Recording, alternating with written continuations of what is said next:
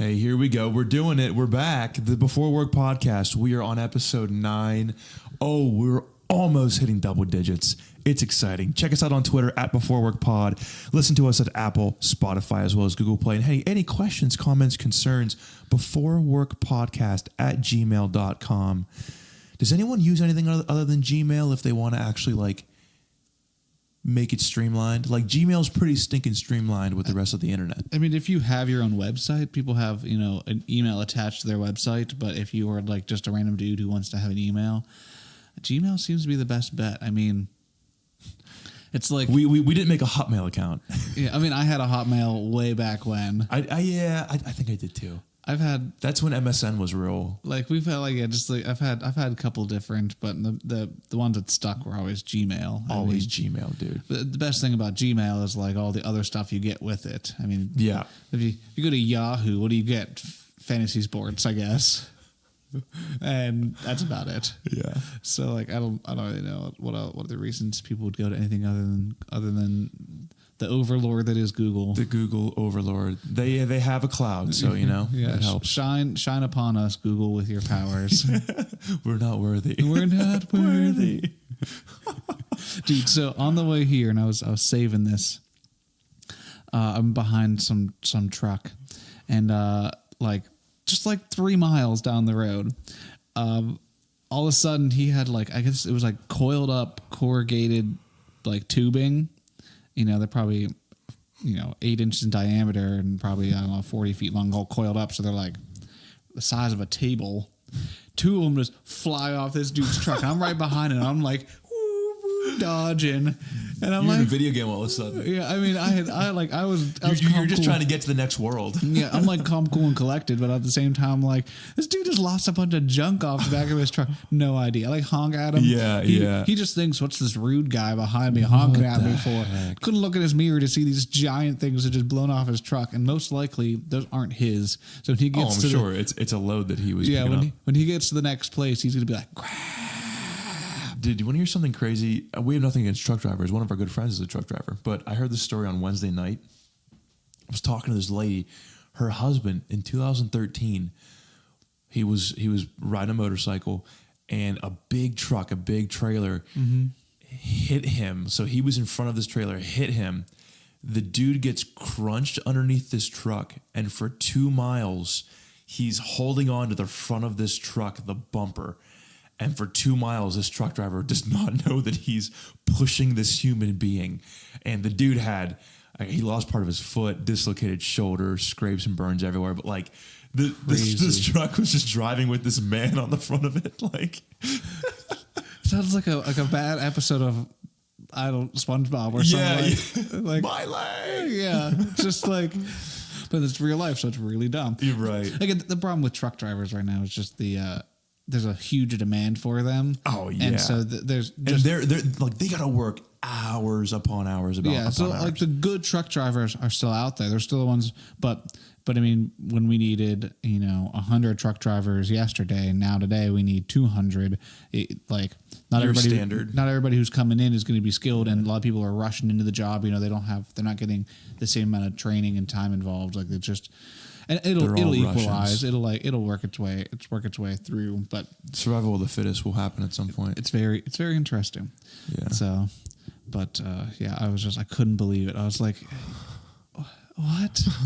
It's always funny when things that aren't super heavy are dislodged from the back of a truck, because they flop off and they fly in the air, and everything about it is just maneuvering all over the place. And then it smacks onto the pavement. Well, it's interesting. Both of them they were flat. They flipped off and they're spinning off the air, and they both landed somewhat like a wheel and rolled down the road. So I just drove past one on my left. It's wheeling with me, and I'm like, that's weird. Yeah. So, but it's so funny how some people that would happen, and for the rest of their drive, they would be white knuckling the whole time, just I hope nothing else is going to happen. It's funny how, and I guess it makes sense. People get nervous when they drive because it is a risk of life. But when something happens that's unexpected on the road, the rest of your driving experience for most people becomes very insecure. to where like even if a deer passes you at some point, and there's probably not a great chance you're going to see another deer. You're white knuckling it for the rest of the time. Like, oh, what if something else is going to happen? It's like, it's probably not. Yeah, I just backed off and gave him some more space. There's something that would fly off. He had some other stuff on there, like some big heavier stuff, like logs. And I was kind of thinking, I was like, man, if one of those logs came off and just like smashed my car, that'd be kind of nice. Because like insurance, like I bought this car way under Blue Book value. So like the insurance would pay out great. I'm like, well, there you go. So if this happens, I'm not gonna drive into a tree and claim it was an accident. Right, but I right. mean, if life happens, I'm not gonna be like, my world isn't ruined. I'm not attached to this car emotionally. It's not like Brenda. It's just like you drop to your knees and your arms go in front of your face. Yeah. I guess we should probably out that Grant is a Subaru enthusiast. Very much so. He is Subarus are 2 steps below God and 1 step below your wife. Then it comes Subarus. And He's somewhere in there. Are you an ambassador actually? Yeah, I'm a Subaru ambassador. He's a Subaru ambassador along with your brother, right? Well, actually, he lost his ambassador. He lost his ambassadorship. Well, that was just because he got lazy and didn't fill out. They do like these monthly reports, which are really easy. It's just like, did you talk to anybody? Yes. Did anybody buy a car because of you? No. Okay. There's like 4 questions, and no matter what you put, you can just be like, I didn't do anything. Like literally, I didn't do anything this entire month. And they just go, okay. And you'll still have your ambassador. Yeah. You just have to fill them out. How many Subarus have you been able to talk people into buying that you were able to write on those reports? Probably just one. Probably when Missy bought hers. Oh yeah, she talked with me about it for beforehand, and it was a while beforehand. But it was just, again, I'm more in the used Subaru market, like new cars generally. I'm not really about, like, I don't think I'll ever buy a new car. It's just me neither, and not unless I have that much available cash, and they're just not a good investment. Like, no, you take the car and you hand them the money, and then immediately, because you just handed them money, there goes $5,000. The value just drops, and it's there. No car is impervious. There's very specific circumstances where you can buy a very rare, limited edition Porsche, and they work still out. Increase in value. Right? Actually, this is a ridiculous story. I saw this was I think it was a YouTube video I saw about this dude. He was like early 20s, and he somehow got into this thing where he was basically finding rare cars for rich people in like California and New York, because how a lot of car dealerships work is based on your numbers as a dealership. They'll give you these limited edition cars as like a reward. It's really dumb because you think they don't want to sell them. So somewhere in Oklahoma, this dealership for Porsche did really well selling, and they're not just a Porsche dealership. They're a Porsche, Audi, VW, Kia, like all this stuff, and they perform really well. And so Porsche gives them this super limited edition car. Mm-hmm. But there's no one who can spend $1.2 million on this car or whatever. And so it just kind of hangs out. Yeah. And then in the dealerships in LA and stuff, they each dealership only gets one. And so there's more people who want to buy than there are cars that are available. So he would basically just broker the deal between this car in middle of nowhere and these rich people, and he would make like $200,000 on it. What a dude. And so Porsche finds out and basically blacklists him. And when it happened, he had 14 cars in process that he was getting for other people. And it wasn't, and so he basically just got blackballed. And he had a wanted poster at dealerships with you cannot sell to this guy.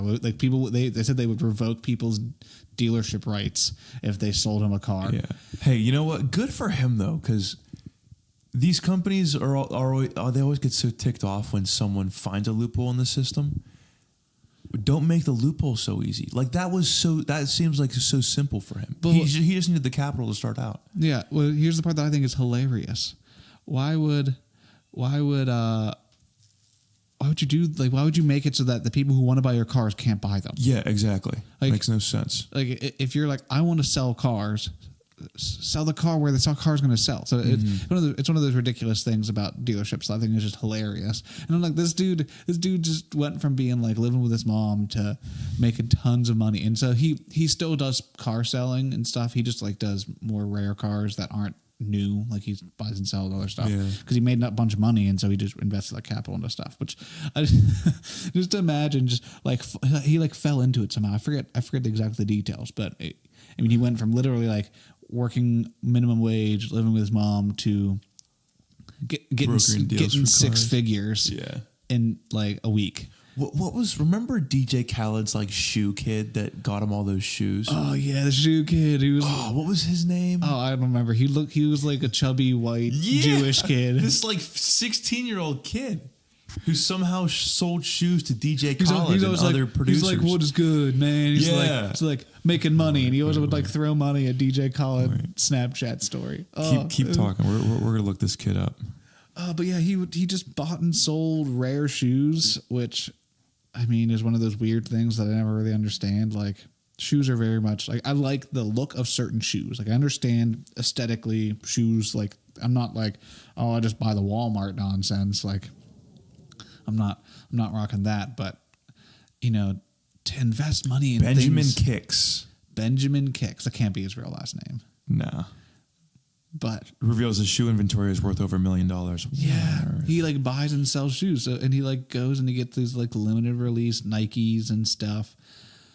But again, I mean, at the same time, we also collect other weird things that people think is worth money that other people would think is garbage. So, video games, like it's just it's, I mean, everything has that kind of stuff. But it just, to me, shoes are something that it's like how do you really enjoy them? Mm-hmm. Like when you see basketball players that have like a closet bigger than your house, that's just wall to wall in shoes. They have more shoes than what they could wear in a whole year. Like if they changed every day, like, and they end up wearing the same shoes every day anyways. Like they just have these shoes they look at. Like that's one thing. Hobbies where you just have stuff that you can't even really enjoy is confusing to me. Which I think that's why the baseball card collection. Like baseball card collecting and sports card collecting and sports memorabilia collecting has really plummeted in the last decade or two. Yeah, just like, because I think people understand, well, because there's just so much more entertainment value in other things today, to where something like baseball cards, which were collections for 100 years, all of a sudden it's like, well, there's no replay value here. Yeah, you're sitting in your room. Oh, like, look, the stats haven't changed. Ooh, I got this card now. So we have conversations with them. Like, yeah, like there's nothing you can do. And again, as much as we're removed from like things like trading card games like Pokemon and all that from that we used to play when we were, like 15, 20 years ago, like those had replay value, and I get why people can still play those games because they're actual games. But things like collecting and having hobbies where you collect baseball cards or sports memorabilia, you just can't do anything with them. I think that's why the market plummeted. They just have strictly a value, which is right. But again, just think about how our standard for entertainment has so risen, where at one point kids were entirely entertained by just being like, look at all my baseball cards. And they were just like reading digits on a piece of cardboard. Ooh. Right. Like, what's this guy's RBI? I got the new Barry Bonds. Yeah, like. What can you do with them? I can look at it. Now these days you have like way more. Like video games are very interesting because there's a lot of collection to it, but there's also you get to enjoy them. You can play them over and over and over and over again. Exactly. Yeah. So there's and the reason they have value is based on either they are rare or that they were really good games. Yes. Like it was just about like quality is so important. Like you have the the Frogger Japanese version that no one played, right? That has money because like there's 6 copies and no one plays them, and like it's really hard to find them. But you also have the games that are like were immensely popular. Everybody had like Super Smash Brothers. It's still $60. It's still And again, going back to baseball cards, it's because like it's not like, wow, the quality of this card is infinitely better than the quality of that card. Like baseball cards were valuable solely based on rarity. Yeah. Whereas things like video games are also collectible. They're also usable. Enjoyable. It's not like card. It's like I enjoy this card so much more than this card because the cardboard is just so much better. Like that doesn't happen. So complete segue out of this. So an amazing thing has finally happened in my life. Grant, yes. Tell the listeners. So it's been a long time coming. My wife has finally started watching The Office. Whoa, Rachel. It took a little bit. How did it start? How did it start for her? I mean, you've tried to convince her for years. It was never like she was against watching it. It's just that she is so much more influenced by about how she's feeling about what she wants to watch. So often she doesn't really want to watch something that's like really juvenile. Mm-hmm. But the correct mood struck her in which I was like, let's watch The Office. And she's like, okay, let's watch The Office. You started season 1. Yeah, because we had watched Parks and Rec again through. Like, she's watched that like 7 times. Yeah. She loves Parks and Rec. So Parks and Rec Parks and Rec is a little more lighthearted. You know, not strictly as juvenile. There's a lot more like romance and cute storyline to it. The Office is a little looser on that. It's just like the daily minutia of So, but I knew the Jim and Pam thing would hook her. So I just had to get into that. So first season, there's a little bit of that, but it's also just kind of like first season just a little bit rough compared to the rest of the show. It's more Michael being ridiculous and also just being a huge jerk. Right. Like Michael is so different between season 1 and the rest of the show because season 1 he's so much more obnoxious and so much more like mean spirited and so, again, they sort that out, and that gets better. But season 1 is almost like Parks and Rec season 1, where you kind of skip it. Yeah, but, right. It seemed like Michael didn't really care as much for his employees in season 1. Yeah. It was more about I'm the manager and I have that power. Yeah, it was like power, and he wanted attention, but he didn't care who it was from. And in season 2 plus, he views them as family. Yes. He wants their attention because he wants to be loved. He wants a little bit different. It's a little bit different. Them to all love each other. So so it's very. He's such a weird dude. That's great though.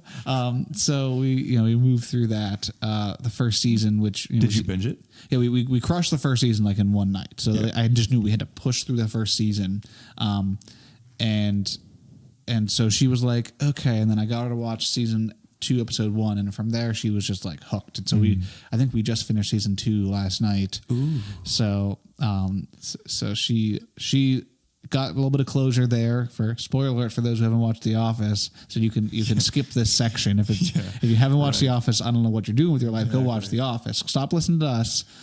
Just go watch The Office. Anyways, end of season 2 is when Jim and Pam finally like kiss and like they leave that with that cliffhanger. So Casino Night, right? Yeah, Casino Night. Oh, dude, I remember watching that. I remember watching it stinking for the first time, being like, "Woo!" Yeah, you're pumped.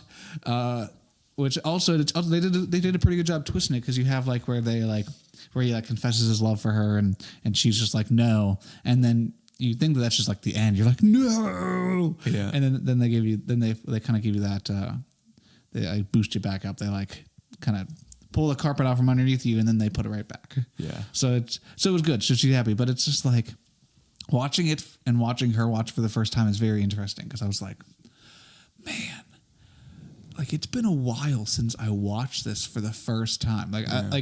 I have a problem where I start laughing before the funny thing actually happens, because I know it's coming. Or just nudging her, be like, get ready. Yeah. And so she gets really annoyed about that. She's like, because she'll look at me because I start laughing and nothing's actually funny on screen just yet. Yeah. And then it comes. Right. And so she doesn't, it kind of ruining a little bit for her. But at the same time, she likes laughing along with me. So it's okay. But I can't help it because I know what's coming. Yeah.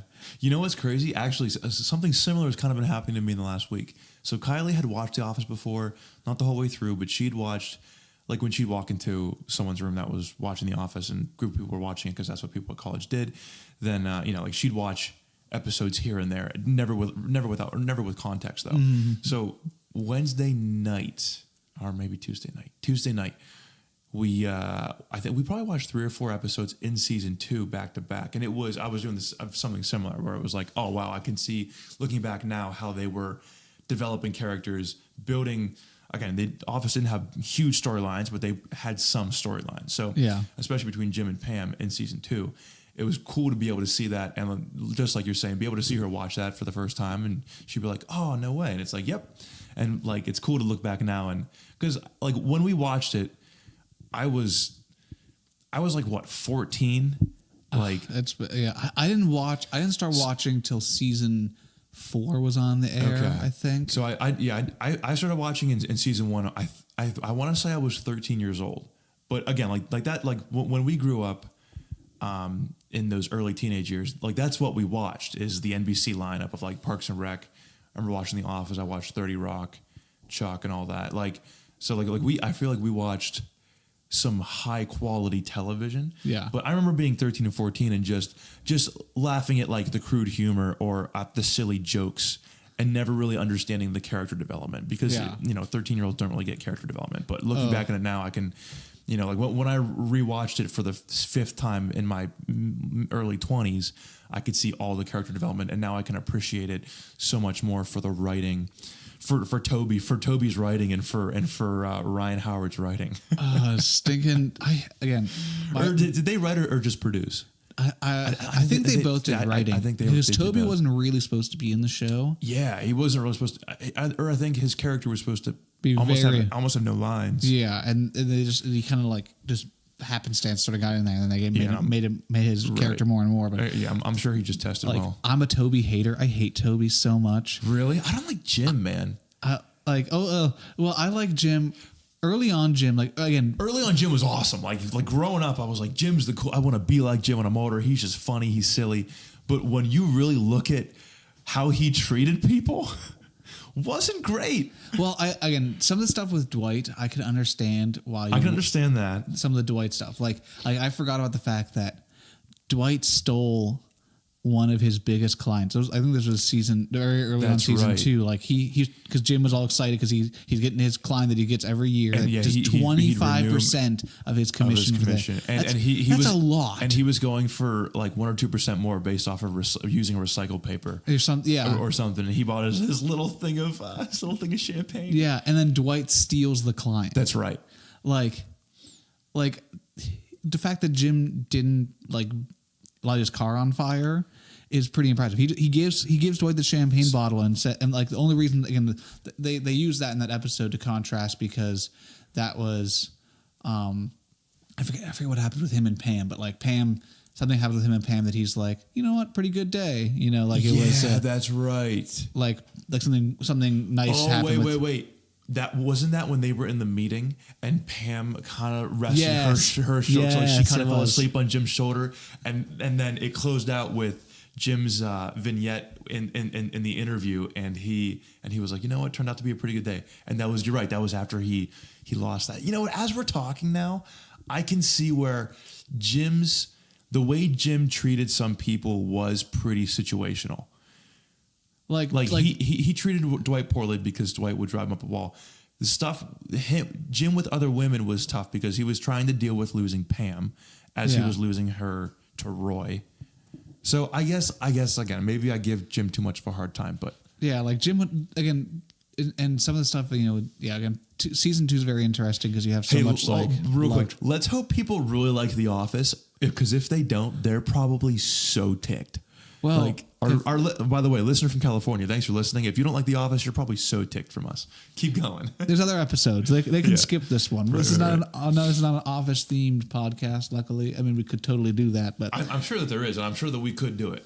We just do episode by episode. Dude, we could just do. I could go character by character right now. But anyway, so again, Jim, as he goes on, I think things do get interesting. But again, Jim's like he also is really good at his job, but he's sort of limited. So Jim's a very interesting character because he talk about how like there's the one episode where they're putting off doing the expense reports, and they do the Office Olympics, and they do all that, and he gets his expense reports done, and he closes 2 deals in the same day. He's good at what he does also, but he doesn't need to try and to kind of stick with where he is. Like he sort of developed his own baseline for his personal goals money wise. And then he doesn't really try to push beyond that. Like it's actually quite impressive. I also think about how that show people get hung up on all the time and there's no repercussions. Like if I was in the middle of a call with a salesman and they were just like, actually I gotta go buy, and just hung up on me, I wouldn't call them back. I'd go to someone else. Yeah. But in that show, the middle of talking, someone like Dwight hangs up Jim's phone. Right. Jim does it to Dwight. And then Jim just like, thanks, Dwight. And then he just like goes back and calls him up again, and it's not a big deal. Like, and again, getting cut off, you could say, you know, that's one thing. But when they're just like, actually, I got to go buy it because they got to go to the conference room because Michael wants them to go do something ridiculous. Like, I just wouldn't call him back. Like, that's just such a weird concept. It's just a weird thing they just think that people are okay with. Like, I'm buying paper. This isn't. I'm not, you know, buying my dream home here. Like, this, I'm not that invested to not want to go somewhere else. It's interesting, too, how the show really showed the viewer the hierarchy of The Office, because it was like, again, I'd say, except for Pam being the receptionist, they really focused on the hierarchy of The Office, where it was manager. Then there was a bunch of storylines around the salesman. And Pam was brought in simply because of her interest in one of the salesmen. Mm-hmm. Then you had the storylines within accounting. Then you had the storylines within HR with Toby. Then you had like customer service with Kelly. And then you had like quality assurance. So like it's interesting how like the storylines went based off of really what most people would deem as the importance of The Office. Like it's interesting how they structured the show around that, which is cool. Never thought about that way. I just thought about 2 minutes ago. I was like, you know what? Yeah, it really went from manager down to quality assurance. Yeah. Sorry, Creed. Oh, whatever. Sorry. And Devin. And Devin, dude. And how cool is it when Dwight brings Devin back at the end? It's like, oh yeah, he was the dude that was downsized. But I am excited because when we start season 3, that starts to bring in Stamford. Yeah. So, and they, you know what? They did a great job, I think, with Stamford. And I don't think that The Office really ever ran the issue of being canceled, because I think its ratings increased as seasons went on. So I don't think that they ever really ran the risk of being canceled. So they were able to push the limit and risk like, okay, let's bring in another branch and have a couple branches and see what that does for a season. Because by the end of the season, it was just stinking Andy. Or what was Karen? Was Karen still around by the end of season 3? I think so. And maybe like a very small portion of moving on into season 4. Because I thought she's hung around for season 3. Even after like she and Jim split, and it was awkward for her, and then she leaves because of it. I thought she hung around. Again, I'll learn because I'm trying to remember. I mean, right. Really, I should defer to you because you watched The Office way more than I have. So I watched it. I was trying to do like I think for every 6 months for probably 2 or 3 years I watched it complete, except for season 9. I'd probably skip season 9 2 or 3 times, but I actually haven't watched it front to back since probably 2016 because I got rid of my Netflix.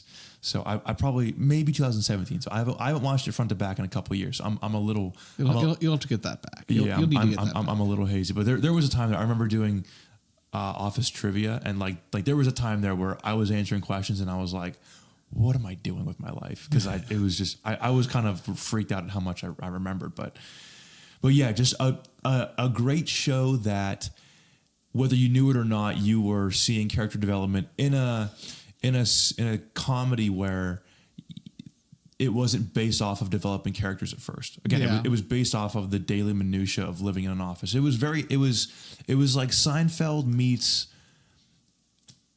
another show. I don't know what it is right now, but like Seinfeld, like you had minimal character development, but you still had some, which is where you love the characters. The Office, I think, is very similar. And Seinfeld sort of their character development wasn't an arc. It was like you went sort of linear. Like the characters just changed a little bit in Seinfeld, but they really didn't get better. Like, it sort of flew in the face of character development in that way. So their circumstances changed. So it was like a job change or a new relationship that you could look back and then see like, okay, they've gone through this before. Let's see how they'll handle it this time. And they typically would handle it a very similar way. So it's like, did the characters develop?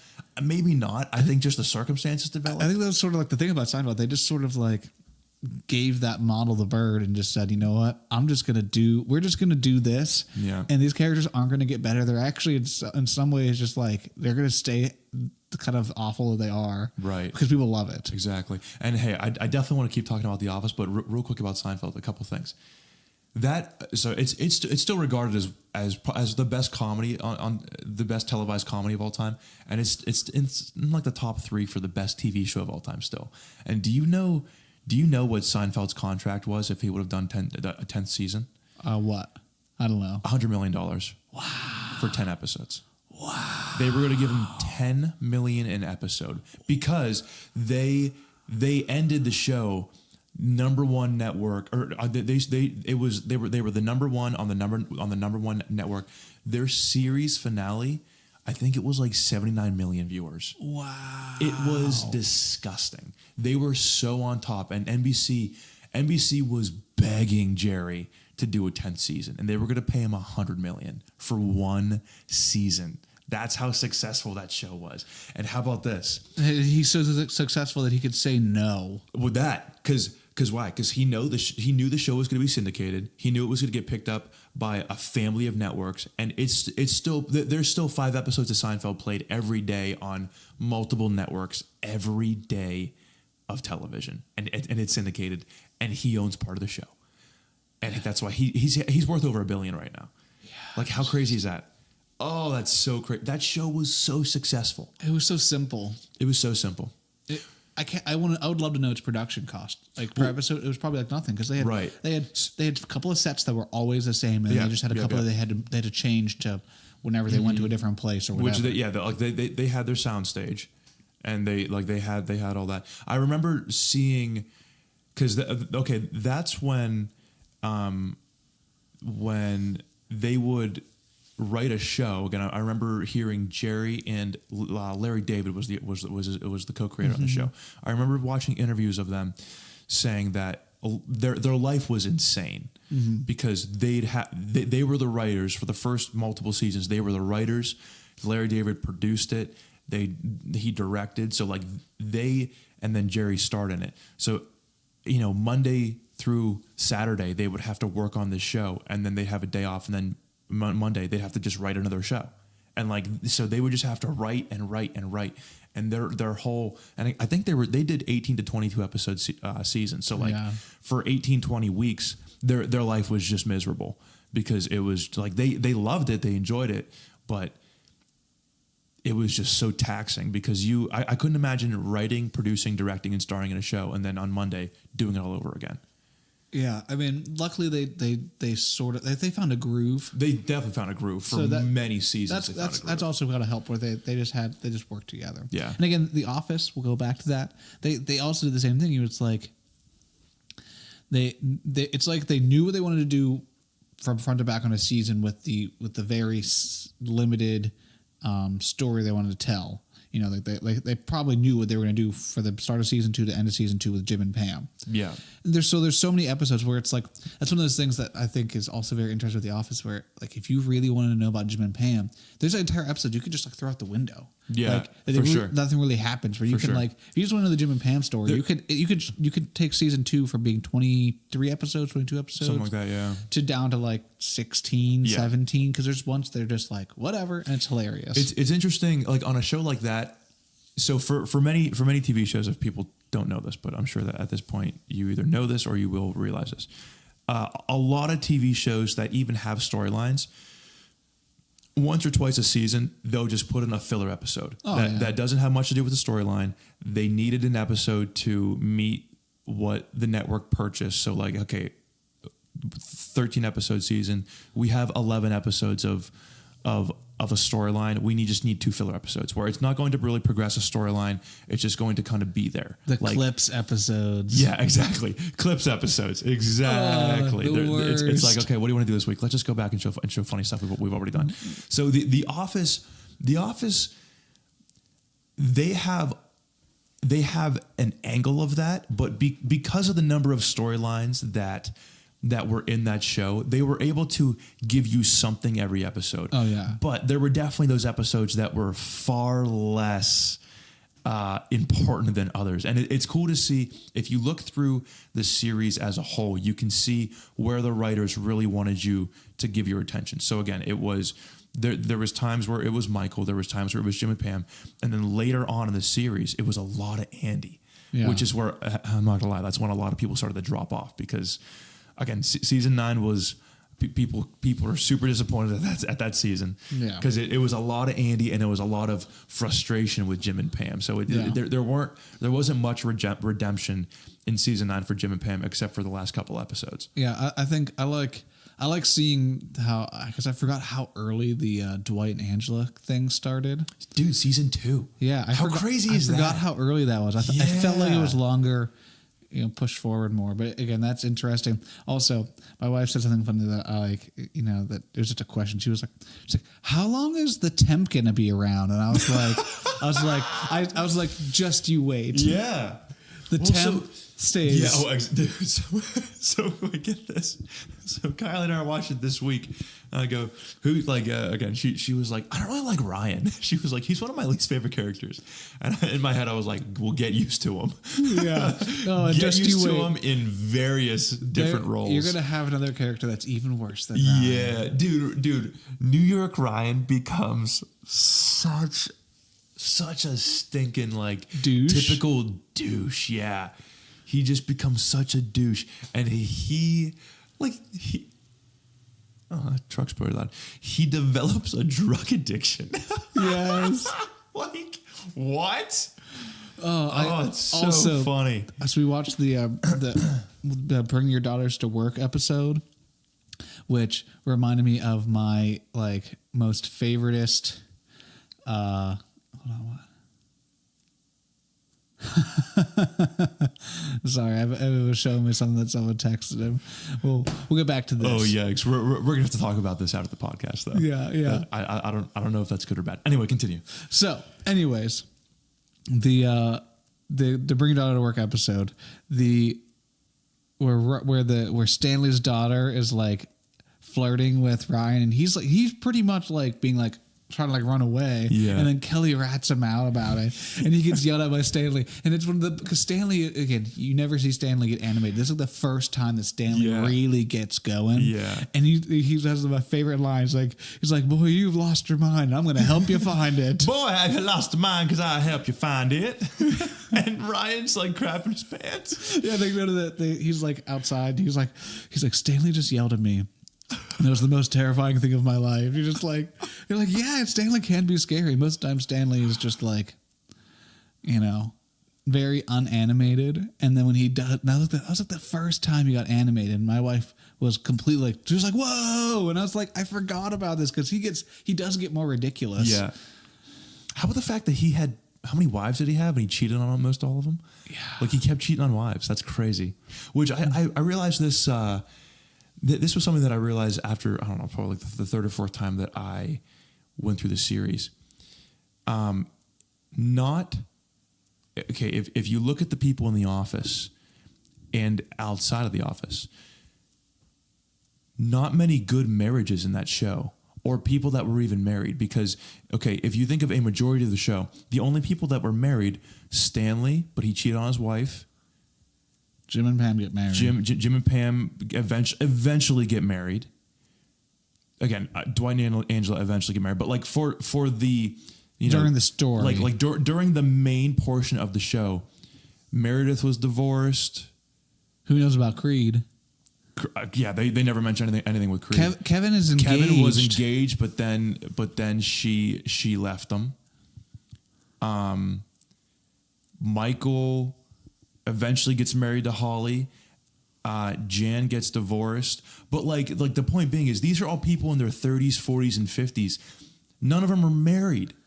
Yeah. And like it's weird. Like, so it's interesting that NBC, which I guess it was just kind of easier for them to say, okay, we're focusing on their life in the office for the most part. Yeah. But it's so weird too that like NBC was like, okay, or even the writers were like, Toby got divorced. Toby was divorced. So like there were no great marriages. Like Jim and Pam had a good marriage, but even and dude, Andy and Angela were engaged. Angela cheated on Andy with Dwight. Like it was a really corrupt, like morally corrupt office. Like no one was married, or if they were, they got divorced. They cheated. Yeah, well, it also, dude, Michael was with that girl who was married, and he was cheating with that girl. The hostess from that lounge place. Yeah. Oh yes, bartender. That's the word I couldn't get. Like there was so the much bar lady, the lady who she tends bar. There was so much cheating, divorce. Yeah, there was so much cheating, divorce, and terribleness. Yeah, who was like, what the heck? But dude, even the fact that like Michael and Holly eventually get married, they were in their mid 40s, and that's when they decided to get married. But again, I'm not. You know, I'm in my mid 20s. Like maybe that's a typical thing in an office setting where you have 30, 40, and 50 somethings working in an office. It's like, listen, if this is your life, then this is your life. You just work in an office. You're not too thrilled about it. If you get married, eventually you get divorced because your life is an office work. Like maybe that's true. I don't know. I think also, I mean, the place does attract, I think they kind of exaggerated, you know, but I think the place does attract not exactly the most successful put together people. I mean, people who are successful and put together aren't selling paper. They're selling better things more successfully. I mean, like this isn't exactly the cream of the crop when it came to people. It's like Jim was a very good salesman, but he was unmotivated, and he did very well there.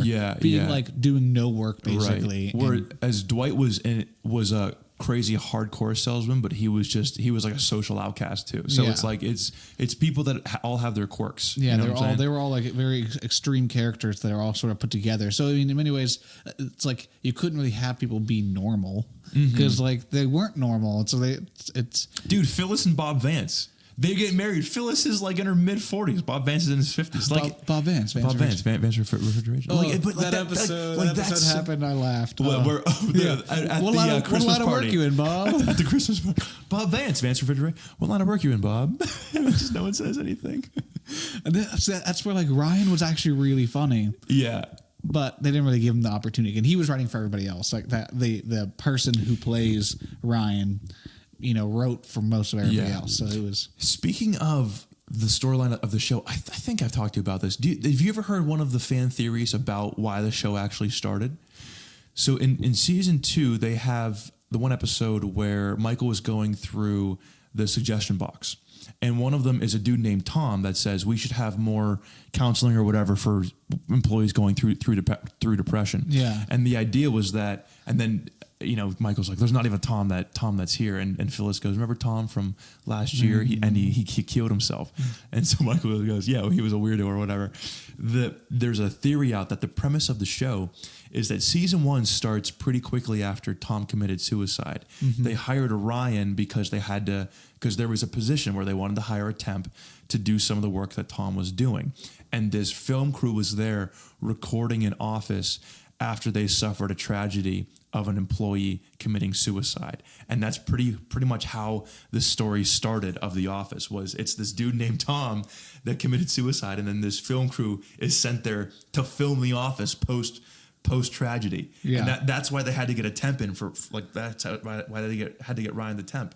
It was to do some of the office work to fill because Tom was gone. Yeah. Like that's it's an interesting fan theory that makes sense. And then if you like at the end of the series, they have, you know, they kind of break the fourth wall a little bit and have Pam and Jim at the end of their interview.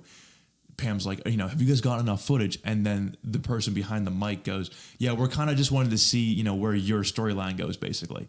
And how it didn't start like that, obviously, because I think that people think, and I think it does too, it started based off of this dude, which is interesting. And another thing that I think I talked to you about, it's already 45 minutes in. What the heck?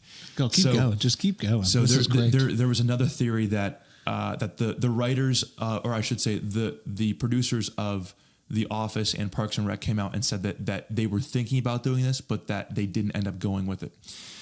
The original copier that was in The Office, which had all those problems and stuff, like it worked, but it still had those problems and struggles. Pam eventually got a new copier, and she learned the ins and outs of it.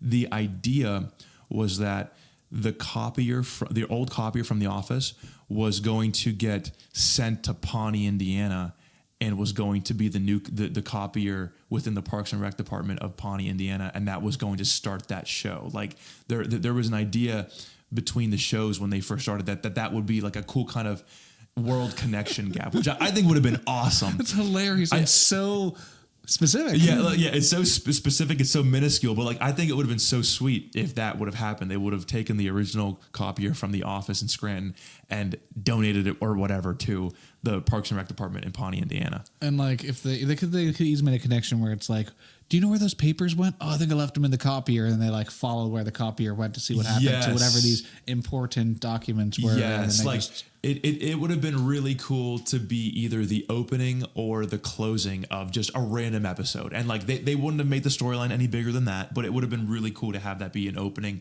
of The Office, and like it goes to Pawnee, and then you have like April that's just like sitting there like trying to get this copier to work or something. I think that would have been awesome. Yeah, but that'd have been weird though with Karen. Like, how do you make that? Yeah, that's very true. That's very true. But like that could have been cool too if they could have like brought that to light and been like wow, you look like someone I met up in northeastern Pennsylvania. Yeah, I don't know. Like that is interesting that they did that Rashida Jones did that jump from one show to the other, because her character was fairly different. I mean, like she had similar, the way she talked and stuff was, but like the Karen from The Office was much more like outgoing and like assertive, and very much so, very much more like serious. And then Ann Perkins was much more like fun, light, bubbly, not like super bubbly, but just like a little bit, but she also was, like very concerned, and like she wanted the well-being for people. Yeah. So she did a very good job of like those characters that could have been very similar, because actors often just kind of fill the roles of what they already kind of like. I wasn't a big fan of Anne towards the end of her time on Parks and Rec. She kind of became annoying to me for some reason. Yeah, but her character also sort of just kind of they stopped focusing. Yeah, on her. yeah. So she was a big focus for the first couple seasons, and then I think it was tough because they realized that they had a great cast at the actual Parks and Recreation office, and Anne didn't work there. They tried to get her to work there, and obviously, like they did for a little bit, but like her time between Chris was. It was just annoying. Yeah, it just got annoying. Yeah, but I think that also there's probably a lot that had to do with the personal lives of the actors. I mean, she was doing more things outside of the show. That's true. And I think she wanted to get out of the show, and I think they kind of convinced her to stay longer than she probably really wanted to. Because when she finally got out, and it was good. And they sort of like, yeah, they just the show became very like her character wasn't needed anymore. Right. Like bringing on Ben, and then Ben and Leslie being a main storyline was great. And then Ron becoming that voice of reason for everything was like they really started to hit home with that almost every episode, which was cool. Yeah. Like such an interesting how like they did both those shows so well. And actually a show that I honestly think would have been just as popular sort of in the post like on network TV time, Community, but they refused to put it on Netflix. Right, so it drove me up the wall, dude. I remember watching the series premiere of Community, and I was pretty diehard for as much as it was on network, and because this Hulu had it for a while. Yeah, like so basically, they're not making new episodes now, but Hulu didn't Hulu pick it up for like a season or two? I don't think they actually got it. No, like it was always on. I think it was always on NBC. Maybe it wasn't. I don't know. I never watched on network. I watched Community on whenever I started venturing into like using VPNs to be able to get to different Netflixes. Netflix Eye. Netflix Eye. What was it on? It was on Canada, wasn't it? Canadian Netflix. How you could get to it. And so I watched it all there. Unbelievably funny. Yeah, so very, very good. Yeah. I honestly think that if they would have put that onto American Netflix and rode that wave of The Office and Parks and Rec, they could have continued making more shows, because like Parks and Rec showed up on Netflix before they were done. Right, that's true. Like I remember watching all of season 5, yeah, and on Netflix, like before season 6 came out, and I remember this when season 6 came out, the first episode where Chris Pratt has lost all that weight. Yeah, like I remember he was like, "Yeah, just stop drinking beer." At the time, because there had been such a lull between when I stopped when the last episode of season 5 and the first episode of season 6. That I was just like, oh, look, that he doesn't look that different. And then when I watched it again, where I binged all of it, and I went, like the difference between the last episode of season 5 and that first episode of season 6 was the 15 seconds of wait between episodes automatically playing on Netflix. I was like, holy crap, he lost a ton of weight. Yeah, I think that's when he got Guardians of the Galaxy. He even had the facial hair from it still. And some of the and that was the funny part. Some of the episodes you could see where he still had it because he was doing like he was going between. Yeah, and. So, but man, that's Community. I think it was on NBC, and then another network picked it up. It got sold to another network, and then again, I think Hulu, and then like no one was streaming it, and people were like, "This is ridiculous," and because there was such a cult following for the show. But man, that's the mid 2000s to late 2000s, right? Like really right before streaming found its groove. My goodness, NBC had a lineup. Yeah, and Community, I kind of want to watch Community again, but I can't find a good place to watch it. Like, I don't have the VPN thing. I stopped using it when I found out the free VPN that I was using how was about the not girl? safe. The girl's name was Britta. The filter, like that was so weird. And dude, Chevy Chase was hilarious in that. Oh, dude, he was so funny. All of them. If I remember watching an interview or reading a couple articles, or he was pretty disgruntled though on the show.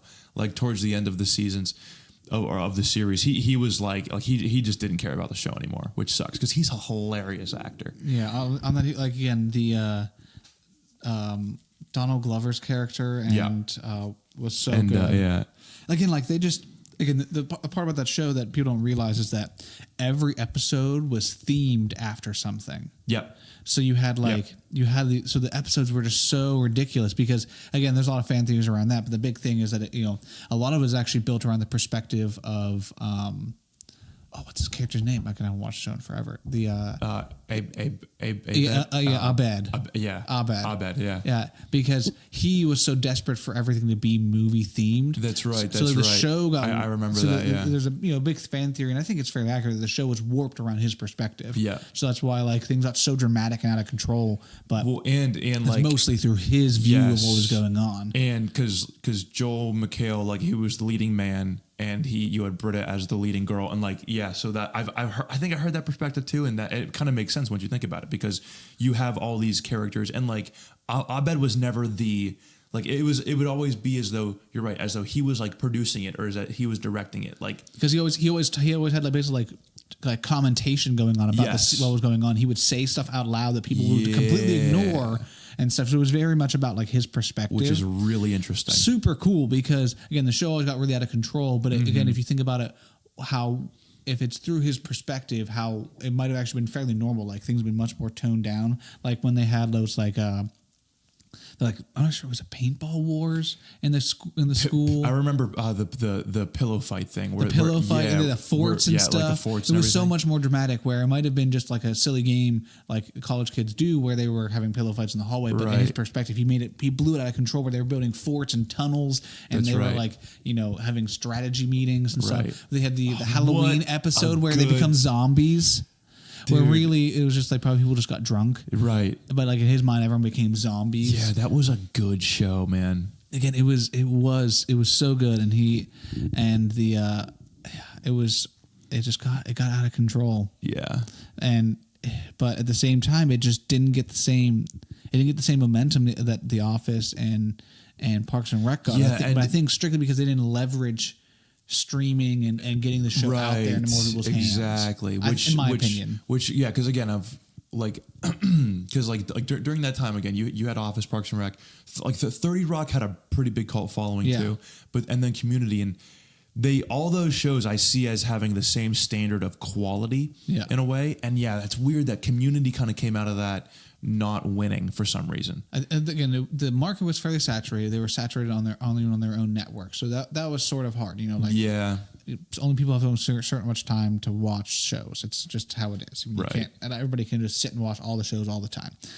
But again, that's where like The Office got was so successful is that people loved it and people wanted to watch it more and more, Right. and it was basically automatically syndicated. Yeah, and they started in 04 and 05, which was like right before the boom of a lot of these other shows. Because like they're like, so post Seinfeld up till 04, 05, there was a lull, especially for NBC, and basically The Office and that collection of shows kind of revamped the whole network, and now the network sucks again. Now they're just all about talent shows and crap like that. But Which people still watch. Which yeah, like so like now that's again it's people are moving away from scripted shows and they just want reality television, which is bizarre because it's the furthest thing from reality. Well, again, The Office was also like proving ground for a lot of other shows. Like the other shows, you know, like The Office came out and they were like, realized there's an appetite for this. People want a show like this. Yeah. And so there's probably stuff that, you know, it was easy for them to then put on these other shows and they were all kind of successful. But again, with the reality stuff right now, the talent shows and stuff. It's crazy how big they are. I can't believe it. You have kind of, I think there's two things at play. One is they realize that the market of who's actually watching cable are not the people who watch The Office. The Office was watched by a group of people that have since left cable and moved to online. Yes, exactly. So they're like not worth trying to target an audience that's not going to watch it anyways. Like no matter how much they might love these shows, it's not on the platform that they're using. So the people who are watching shows are like our mothers. They're the ones who still use cable, and so they're like and still watch daytime. And the other thing about these shows, Facebook. I think Facebook is honestly the other reason these shows are popular. You wouldn't believe. You mean like talent shows? These talent shows because clips of them go onto Facebook. Yeah, that's true. People watch just the little pieces of them, and they and there's just so much old lady community. Yes, on Facebook. Yes, that's so true. And like the same with YouTube, obviously. Like it's very very similar with late night. Like not many people watch the late night television anymore. They just watch the good clips on YouTube. Which crap, I was going somewhere with this, and now I'm not. Which right, that makes sense because you can't find an episode of The Office on an unpaid subscription or on an unpaid monthly subscription site. Like you can't find episodes of anything on YouTube because of copyright infringement. There's like clips and stuff. Yeah, like you can watch small clips and some bloopers, but you're never going to be able to get an episode. Which for something like that, you want the episode. You don't exactly want a 30-second clip if you want to sit down and watch. Whereas talent shows, again, there's not context between clips. You're just watching what you're watching. Yeah, and so I think what they do is they hook let's say they have 5 to 10 talents happen on an episode.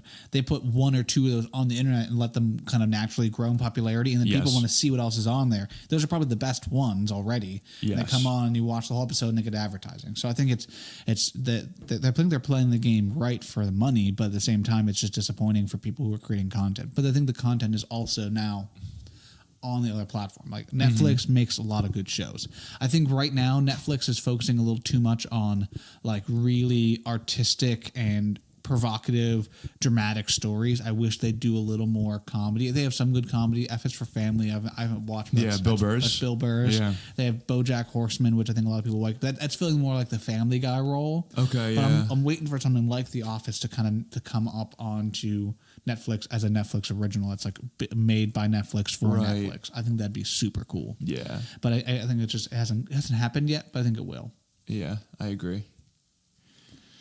Well, wow, that was probably the quickest hour of my podcasting career. I don't know about you, Grant. It was good. I think this is what we like to talk about. I know. This is the stuff we really like to talk about. Not that we don't like to talk about world wars, but, I think this is a more lighthearted. I think people don't feel so like, emotionally drained maybe after listening to this.